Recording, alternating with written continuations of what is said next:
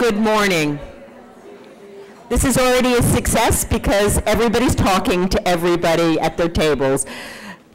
It is my great pleasure. I'm Susan Siegel. I'm President and CEO of the Council of the Americas and the Americas Society. And on behalf of Randy and the entire team, we want to welcome you here today to the Council of the Americas.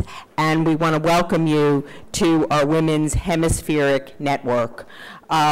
Today's event, which is the second event in New York City, we launched this exactly 1 year ago with Margarita Zavala, stand up Margarita, and Michelle Bachelet a year ago in New York. And today's event is really about cultivating the next generation of female leaders, journeys that inspire. So you're going to hear a lot of really fun stories from women today. This has been a great year. Last year's conference here in New York, we asked for suggestions, and one of the suggestions was that we take the network on the road to Latin America. And that has been really spectacular. We have been in Cultivating the Network. We have been in Colombia, where we had a half-day event with young and old. We had an event in Argentina. We'll have a lunch in Mexico as preparation for a much bigger event next year. We will do something big in Brazil next year. We'll be in Miami on December 9th. And the whole theme of why we're interested in doing this is to work with women, particularly between the ages of 22 and 35, when all of you are deciding to stay in the workforce or to leave the workforce. Because the next generation of political and business leaders is going to come out of that age group. And if women don't make the decision to stay in the workforce now, they will not become CEOs of major indigenous companies. They will not become senators and congresswomen. They will not become leading lawyers. They will not become presidents.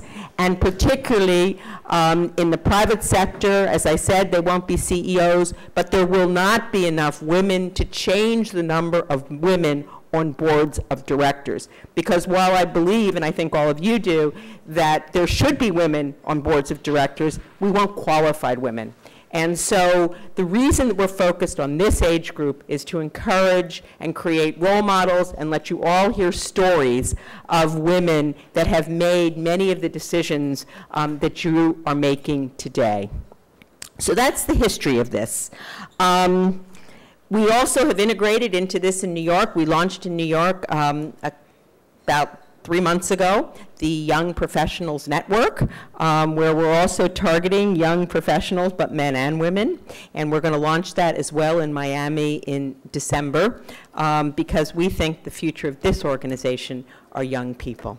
We, this week, have launched our LinkedIn connection, and we'll talk a little bit about that later as well. There are many people. Our LinkedIn group will, it will be, can be accessed at www.ascoawomen.org, but we're going to talk about that later.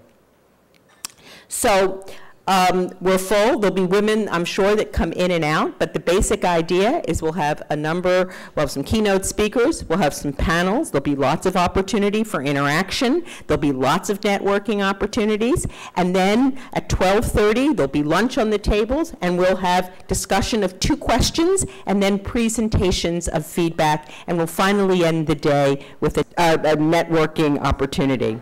One other thing to note is today, October 11th, has been declared by the United Nations as the International Day of the Girl, with the mission of providing an opportunity for girls to show leadership and reach their full potential.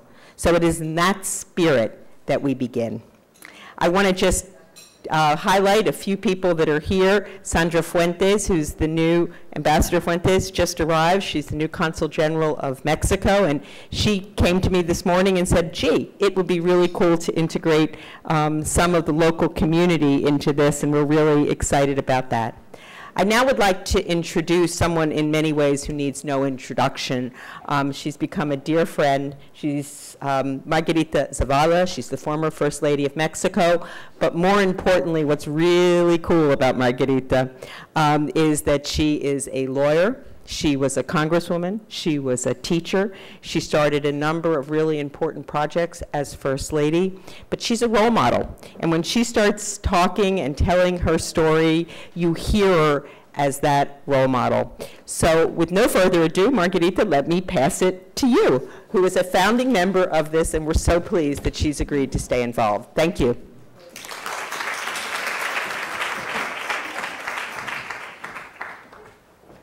Thank you, Susan. Susan is a very good friend from Mexico. There have been advances for women in politics. I am a politician, and I know that we can say we have some advance in many sectors, but we can't say the same in business sector. We have to know why. We have to get in. Now the numbers of these last 30 years ago, we know we can say that's good, but it's not enough, particularly in business sector, and that is our challenge. I know that path have been long, the path have been really long, full of obstacles.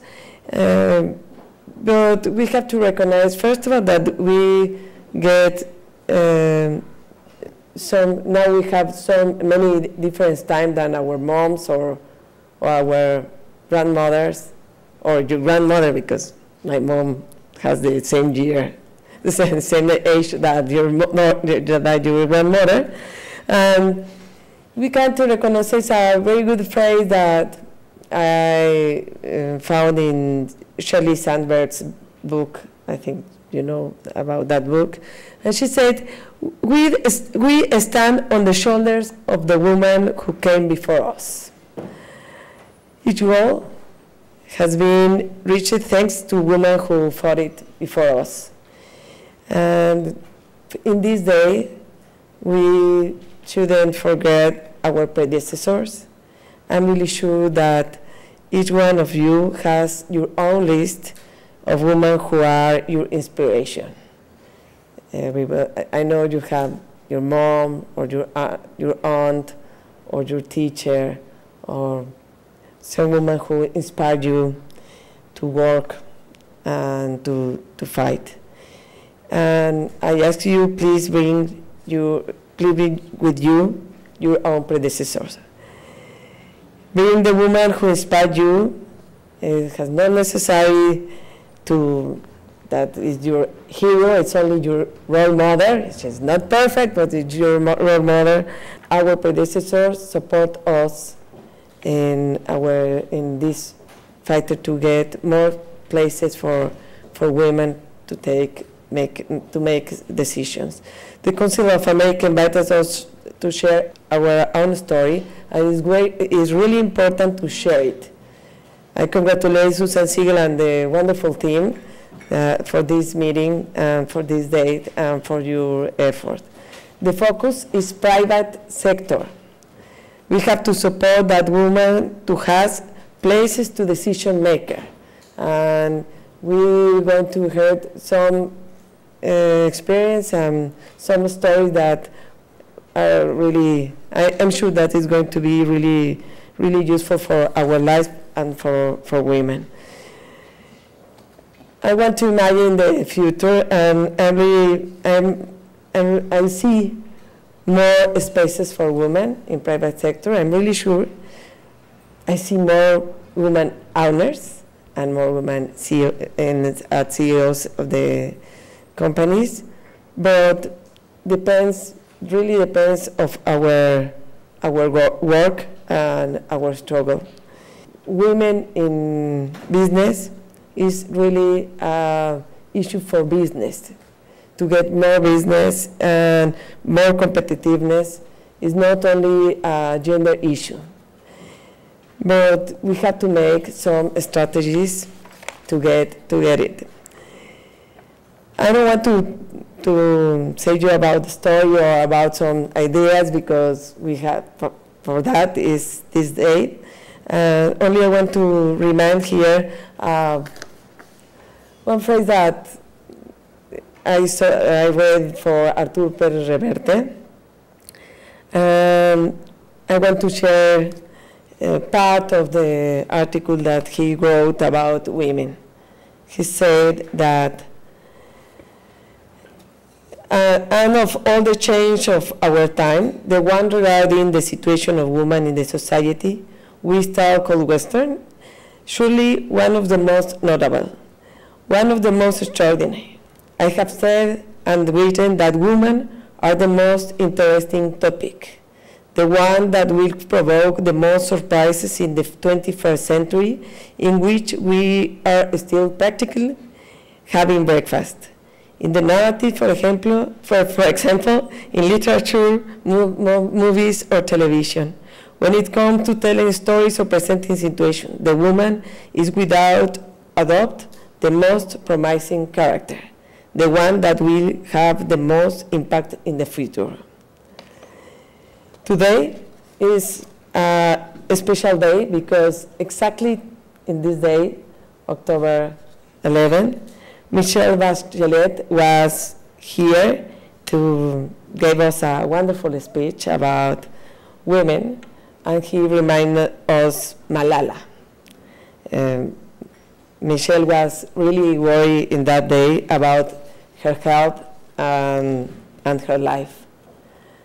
On July, Malala came to UN and gave a wonderful speech about education, about girls. Today, Michelle is running for a second time to be president of Chile, and Malala is alive.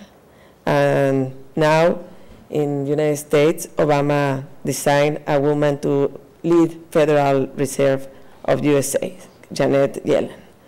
I'm really sure that each woman, one of you, is going to surprise the 21st century. Thank you very much, and thank you, Susanna.